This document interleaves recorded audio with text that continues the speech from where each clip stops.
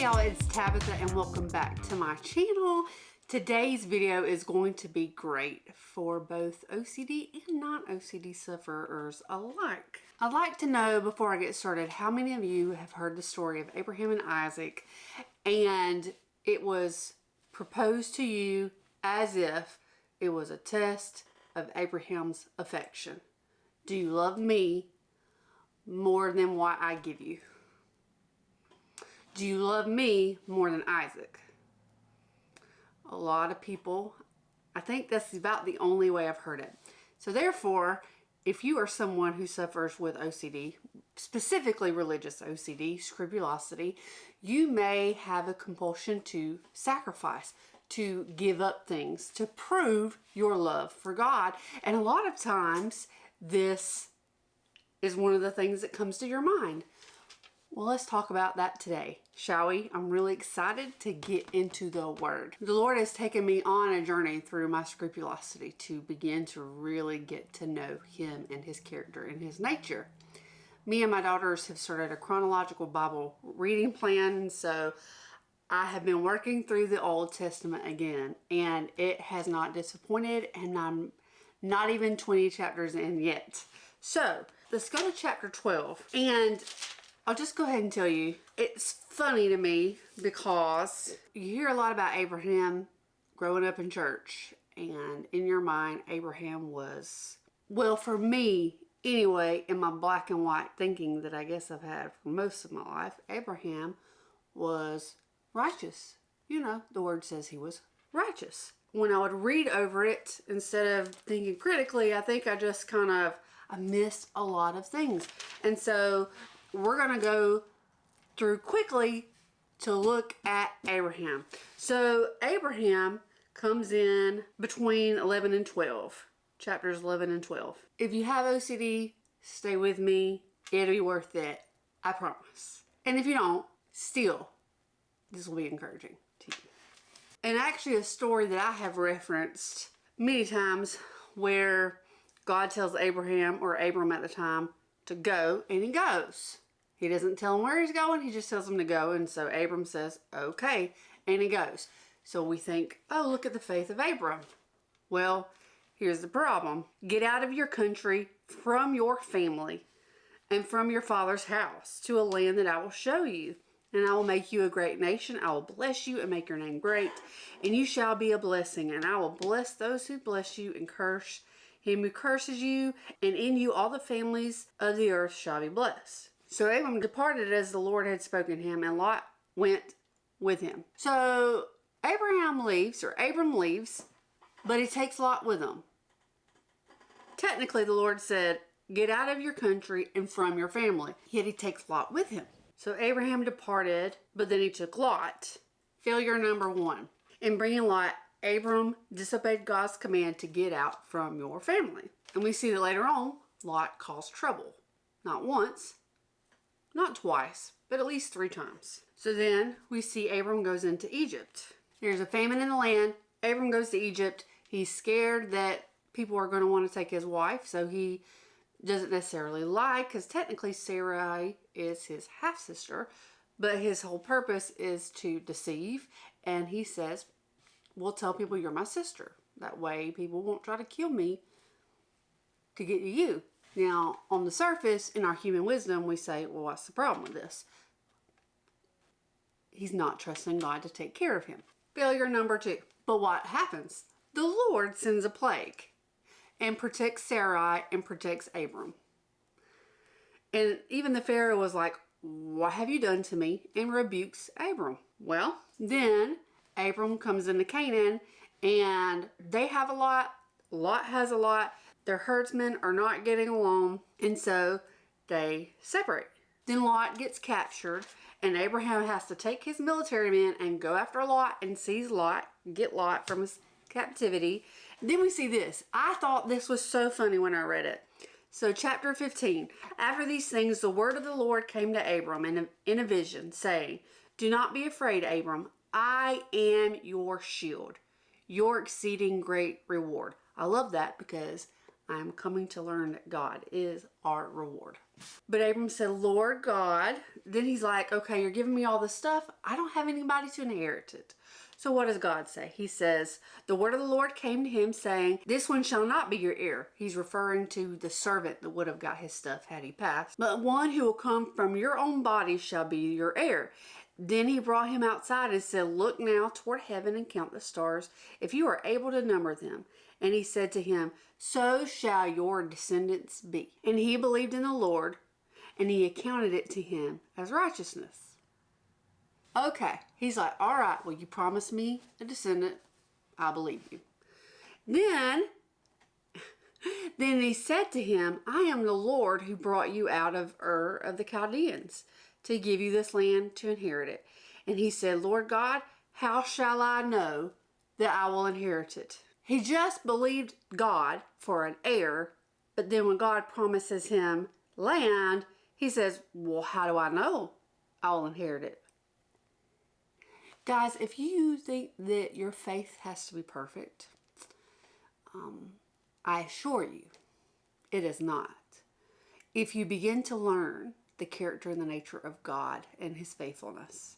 And this is what we're talking about today, okay? So let's keep going, shall we? So this part of the story, I did a little bit of reading on. There's a little bit of variations here on how people interpret it. But God tells him to bring him a 3-year-old heifer and a 3-year-old female goat, a 3-year-old ram, a turtle dove, and a young pigeon. Then he brought all these things to him and cut them in two down the middle and placed each piece opposite the other. But he did not cut the birds in two. And then the vultures came down on the carcasses. Abram drove them away. Now when the sun was going down, a deep sleep fell upon Abram, and behold, horror and great darkness fell upon him. This is a side note, but I have a commentary from Matthew Henry, and I'd like to read this little segment here as it talks about this darkness. He says, in this chapter, we perceive in Abram faith struggling against and triumphing over unbelief. Wonder not, believers, if you meet with seasons of darkness and distress, but it is not the will of God that you should be cast down. Fear not, for all that he was to Abram, he will be to you. Then he said to Abram, know certainly that your descendants will be strangers in land, not theirs. So he's telling them about the 400 years of captivity that they would have in Egypt. It came to pass when the sun went down and it was dark that behold, there appeared a smoking oven and a burning torch that passed between these pieces. On the same day the Lord made a covenant with Abram, saying, to your descendants I have given this land, from the river of Egypt to the great river, the river Euphrates. Then names all these tribes. You guys, this right here is something that if you're just reading it, you'll just read it. Y'all, this is massive. Don't miss what just happened here, okay? This is extraordinary.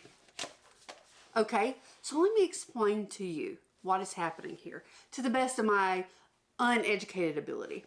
So in this time, when a covenant between two people were made, basically it's like a handshake, but a lot more violent. Okay, so basically, as they're walking between the carcasses, the two parties that are making, they agree upon the terms, and they walk between the carcasses, and they say, let it be on my head as this is, because their word was, keeping your word was very big. Let it be on me if I break this covenant as these carcasses are. So I'll be punished, obviously severely, if I break my covenant. Here's the thing. God has Abram put to sleep. And in his sleep, Abram observes God himself as a smoking oven and a burning torch passing through by himself. This means this is a unilateral covenant. This is God swearing upon himself. This is God saying, I have made this covenant. It is on me alone to keep it. This is not up to Abram's faithfulness. This is on God and his faithfulness. It's based entirely on God's faithfulness. And because he walks through it alone, he's basically saying, if I ever break my word, let the punishment fall on me. Instead of saying, if Abram is faithful, he will be blessed, it's saying that because God is faithful, Abram will be blessed. I hope that this sets you free today. Okay? Let's keep going. Before I had my scrupulosity breakdown, I did not realize that my faith was in my faith, not in God. But he revealed that to me, and I'm not saying that might be true of you. It might not be. Don't let your OCD latch onto it. If it is true, it's okay. If God reveals that to you, then it means it's his mercy, and he is saying, don't put your trust in yourself and your ability to hold yourself, because you will fall, you will fail. Put your faith in me, not in your faith. Faith is not a feeling. Faith is believing God, that he is who he says he is, and he'll do what he said he'll do. Let's keep going. Chapter 16. Sarah gets this wonderful idea. Hey, why don't you sleep with my maidservant and have a baby? And he's like, okay.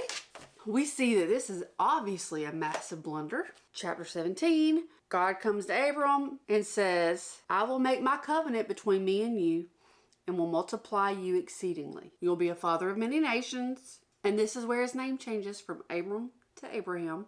For I have made you a father of many nations. I will make you exceedingly fruitful. I will make nations of you, and kings shall come from you. And I will establish my covenant between me and you and your descendants after you in the generations for an everlasting covenant, to be God to you and your descendants after you. Also I give to you and your descendants after you the land in which you are a stranger, all the land of Canaan as an everlasting possession, and I will be their God. So this is where Sarai's name was changed to Sarah, and he promised to give her a child. He says, then I will bless her, and she shall be a mother of nations. Kings of people shall be from her. Then Abraham fell on his face and laughed, and said in his heart, shall a child be born to a man who is 100 years old, and shall Sarah, who is 90 years old, bear a child? And Abraham said to God, oh, that Ishmael might live before you. And God said, no. Sarah, your wife, shall bear you a son, and you shall call his name Isaac. I will establish my covenant with him for an everlasting covenant, and with his descendants after him. And as for Ishmael, I have heard you. Behold, I have blessed him, and will make him fruitful, and multiply him exceedingly. So, on and on we see God says, nope, Sarah's going to have a son. The promise is going to come through Isaac, your son. This is what God has said. When God tells Abraham this promise, he laughs within himself. Really? So then he's questioning God again. Questioning God. This is the man, by the way, that in Hebrews is in the Hall of Faith. And Abraham believed God, and it was accounted to him as righteousness. Let's keep going. Abraham gets visitation from angels. Sarah's sitting in the tent. Here's a conversation. She's going to have a child. She questions within herself, laughs, and says, really? I'm 90 years old and I'm going to have a child now? And the angel of the Lord said, why does she laugh? And she said, I didn't laugh. Yes, she did. The Lord said to Abraham, why did Sarah laugh, saying, shall I surely bear a child, since I am old? Is anything too hard for the Lord? And then we see Isaac is born in chapter 21. Then we get to chapter 22. Abraham's faith confirmed. All right. So this is the buildup in this whole video. This is the story that we're getting to. Again, I ask, and you can comment below if you have scrupulosity. Again, this video is great for anybody, whether you have scrupulosity or not. But if you do, has your OCD ever told you you have to give something up because you're afraid it's becoming an idol? And this story in particular comes to your mind. But let's get into it. Let's talk about this, okay? So Abraham has walked many years with the Lord. Many, many years. God has been faithful. and God has taken care of him, even when he lied twice to rulers to try to save himself and possibly put his own wife at risk. Craziness. God even intervened in those situations. Abraham is not a spring chicken in the faith. Abraham has grown to get to know God and his character and his nature and his faithfulness. I like what this commentary says. For chapter 18, verse 10, it says, God repeated the promise previously made. Like Abraham, we need to hear God's promises repeatedly to develop faith. God will demonstrate through Abraham and Sarah that nothing is too hard for the Lord, and that God could even triumph over sometimes weak faith of his people. So this is for my Scroopy friends. I also like this commentary on chapter 22, verse 1. It says, God had trained Abraham and built his great faith slowly over many decades. God had recently asked Abraham to give up Ishmael in a less severe test. So God promises to bless Ishmael. God does bless Ishmael, but that's not part of our story today. Today we're talking about when God asks Abraham to sacrifice Isaac. Again, I don't know about you, I can even think of a song called When I Lay My Isaac Down. When I lay my Isaac down. I have a broken heart, but my father's proud. Basically, the whole gist of it is, God is saying, do you love your son more than me? Are you willing to give up your son? Sounds like that's what's happening, except let's look at it again and see what the New Testament has to say about what is going on. As you read through the word, when I was younger, what I would do was look for the rules. What do I do? What do I not do? How do I please the Lord? Well, the word says without faith it's impossible to please God. Don't let that spin you out. My point is this.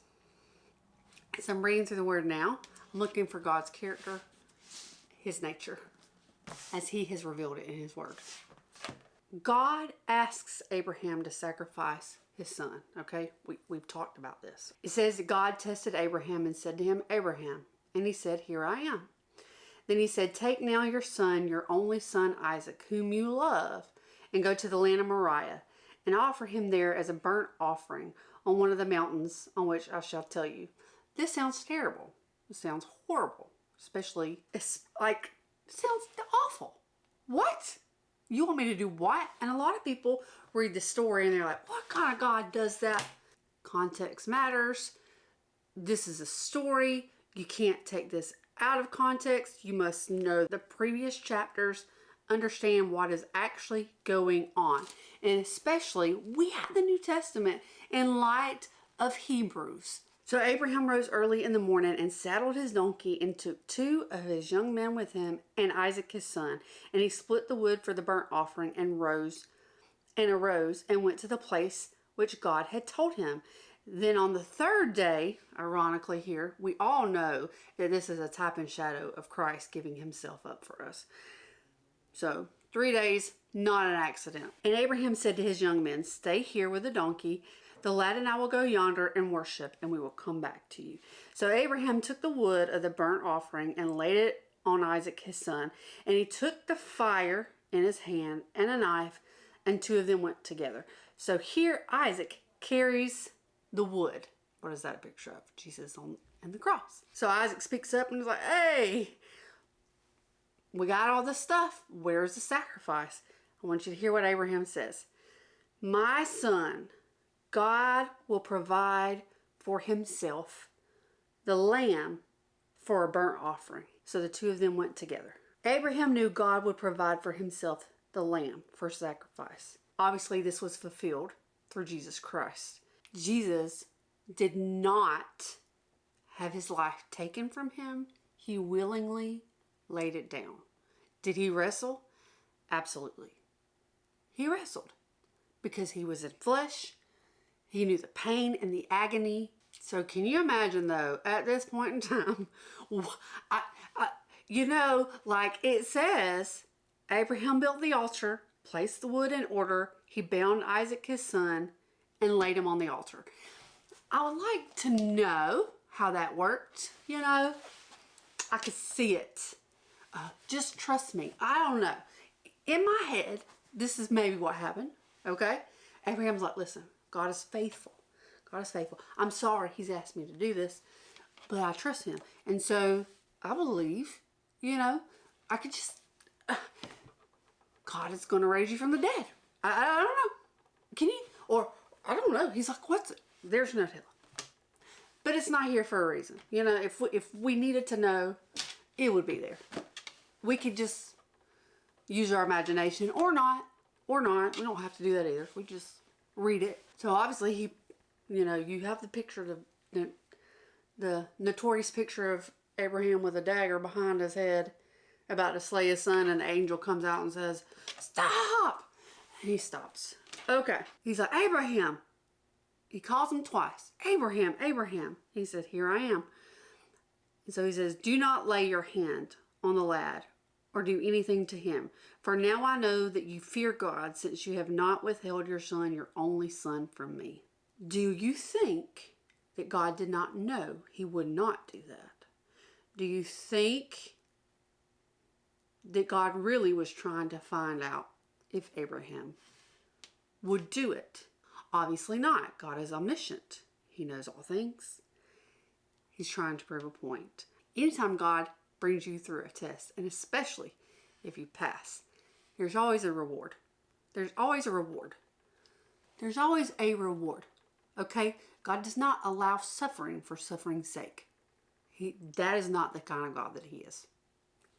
Let's get that out of the way. So then obviously we know the story. There's a ram in the thicket.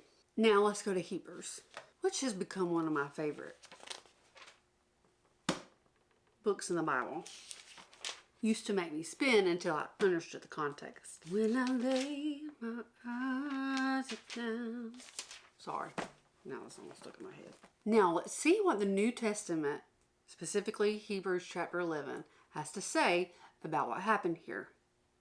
By faith, Abraham, when he was tested, offered up Isaac, and he who had received the promises offered up his only begotten son, of whom it was said, in Isaac your seed shall be called, concluding that God was able to raise him up, even from the dead, from which he also received him in a figurative sense. So let's talk about this real quick. Let's talk about this. I hope I have not lost you, because this is one of the best parts of this whole thing. This is not about Abraham. This is not about Abraham. A lot of the violence in the Old Testament is not understood because there's a lot of missing context, such as a lot of these pagan nations were sacrificing their children to the pagan gods. And yet here it appears that God is doing the same thing. And yet that is not who he is. That is not who he is. So Abraham has a track record of knowing God, of seeing him come through. Even in his own failings, God has continually come through for him. He has told him over and over and over again, the promise will come through Isaac. And so this is about Abraham's faith as much as speaking to the character and the nature of who God is. That's the funny thing, is when people of the world read this story, they're like, what kind of monster is he? But you're missing the point. And then I really am not sure how I feel now about all the people that teach it was God was testing Abraham to see if he loved Isaac more than he loved him. This is not really about love. Genesis 22:12 says, do not lay your hand on the lad or do anything to him, for now I know that you fear God. Abraham trusted. Hebrews tells us Abraham believed. He wasn't giving Isaac up. Abraham trusted God so much that he's like, I don't quite understand. And it's not to say that Abraham was just like, I believe Abraham was shaking in his boots. But in spite, I can't prove that. The word doesn't say that. But in spite of this, Abraham's probably very anxious. He's probably not just like, I just believe God's going to do it. But he did it. His faith pushed him, though his fear may have still been there. I can only imagine the feeling. God was never going to let him hurt Isaac. Never. He is not like the pagan gods who demand a human sacrifice. He didn't demand a human sacrifice. And when it came down to it, when a sacrifice was called for, he sacrificed himself. Guys,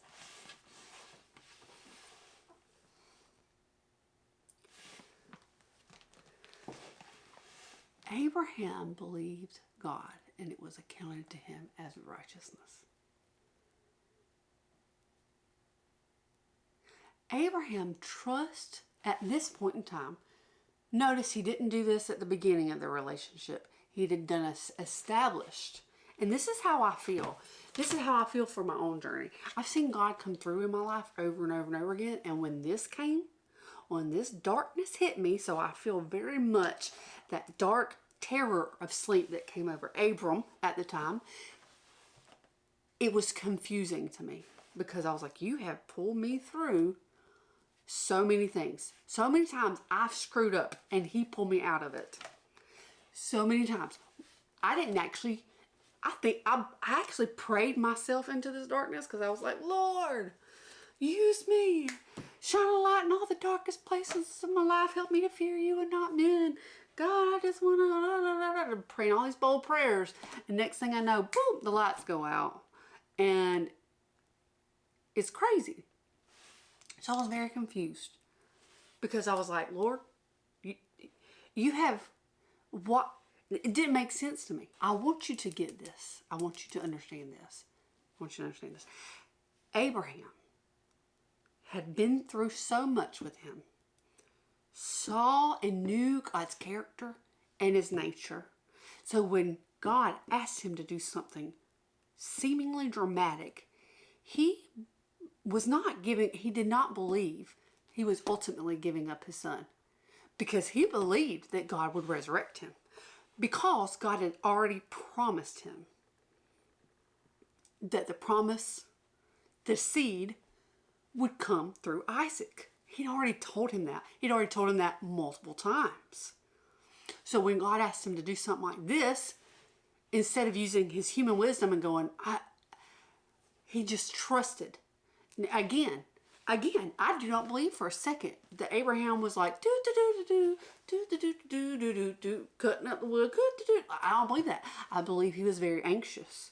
And yet, because he continued on, because he kept walking, even in his anxiety, he was allowing his faith to guide him.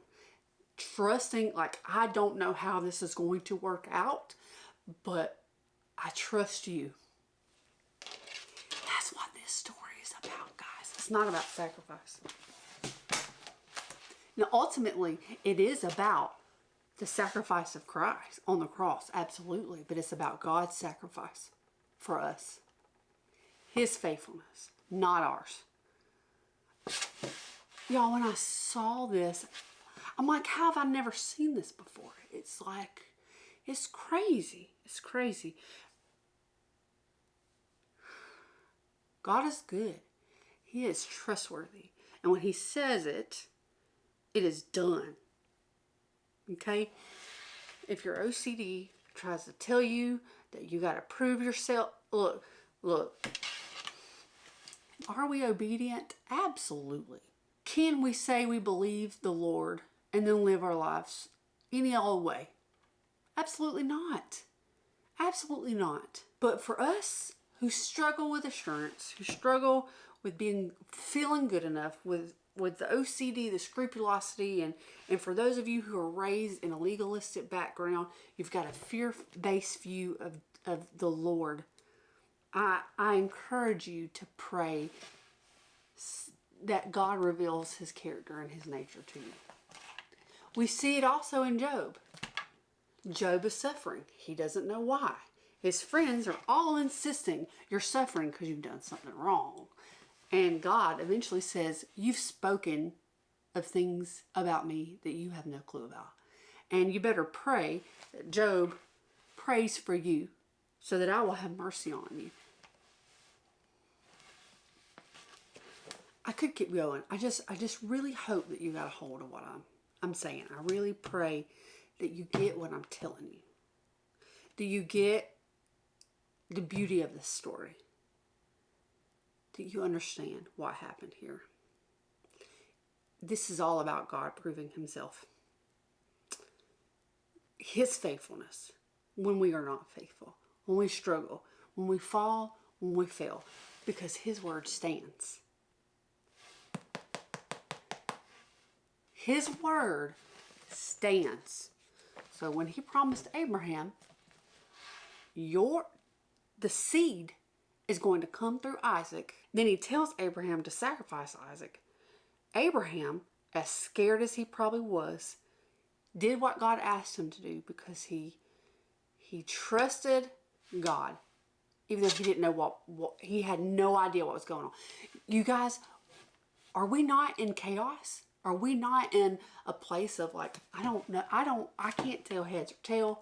I feel like I'm in darkness. I feel like God is 1,000 million miles away, or he doesn't exist, or his back is turned to me. I felt all these things. But guys, let me encourage you. I have the faith that I have now because of it, because of the darkness, because of what I had to go through, because God revealed himself to me in a way that victory or light or blessings cannot. And I wouldn't trade it for the world. And you can't prove your love to God. You can give out a heart of gratitude for what he's given you, but even your best efforts are tainted with, like, we are not. Guys, you don't understand. If you think that you can do things perfectly, you don't understand the depth of the sinful nature. Yes, you're a new creation. Yes, you're being sanctified. Yes, you should be moving toward maturity. But if you think you can offer anything that's perfect to God, your righteousness is filthy rags.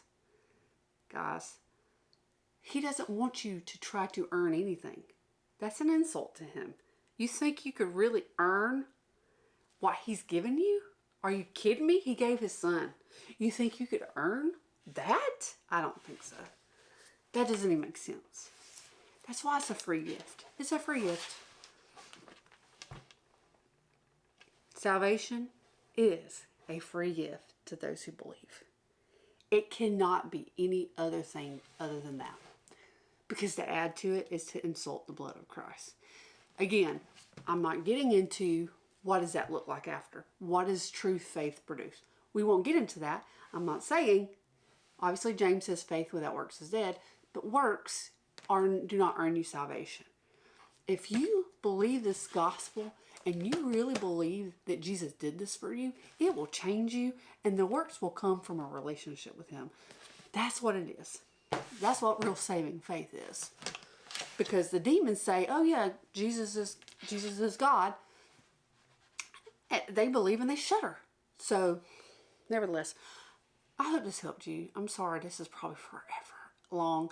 And I love you all. I hope you all have a wonderful week. Be blessed. And I will see y'all later.